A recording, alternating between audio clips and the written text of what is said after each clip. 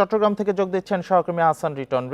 চট্টগ্রামে কতগুলো প্রতিষ্ঠান আসলে অংশগ্রহণ করেছে এবার এসএসসি পরীক্ষায়? আমরা ঢাকায় ফলাফলের জন্য অপেক্ষা করছি, আপনার সে জায়গার পরিবেশ পরিস্থিতি জানাবেন।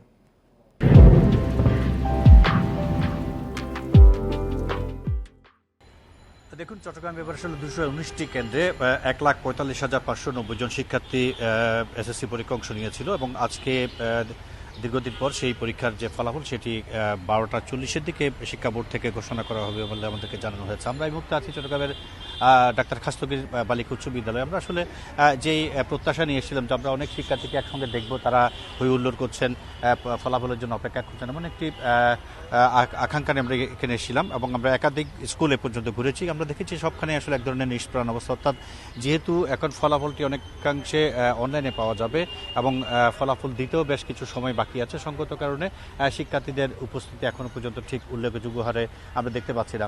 আপনি জানেন যে এবার চট্টগ্রাম থেকে চট্টগ্রাম শিক্ষা বোর্ডের অধীনে 1,45,590 জন শিক্ষার্থী এসএসসি পরীক্ষা অংশ নিয়েছিল। এর মধ্যে 63,704 জন ছাত্র এবং 81,886 জন ছাত্রী। তো বেলা যত বাড়ছে আমরা দেখছি একজন দুজন করে তারা তাদের যে প্রিয় শিক্ষাঙ্গন, যে শিক্ষাঙ্গন ছেড়ে তারা চলে যাবেন সেই শিক্ষাঙ্গনে প্রবেশ করছেন।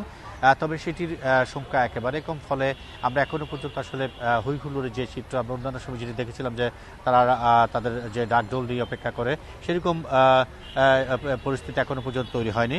আমরা স্কুলের বাইরেও দেখেছি অন্যান্য সময় যেরকম অভিভাবকরা অপেক্ষা করেন, আজকে আসলে এখনও পর্যন্ত সেরকম কোনো দৃশ্য এখানে তৈরি হয়নি।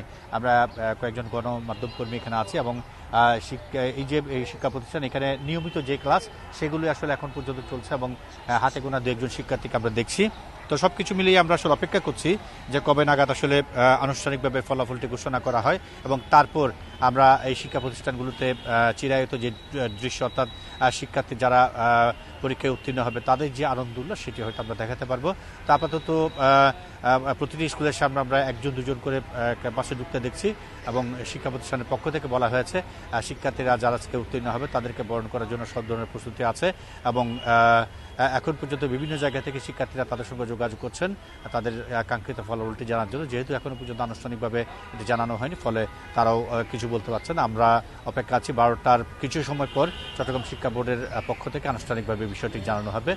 তখন আসলে আমরা যে হই হুল্লোড় বলি, আনন্দ উল্লাস বলি এবং কতজন পাশ করলো, কতজন জিপিএ 5 পেল, সমস্ত বিষয়গুলো হয়তো আমরা দেখাতে পারবো। আর কিছুক্ষণের মাঝেই এসএসসি সমমানের পরীক্ষার ফল প্রকাশ করা আশা করা হচ্ছে, এই বিষয়ে জানাচ্ছিলেন আমাদের সহকর্মীরা।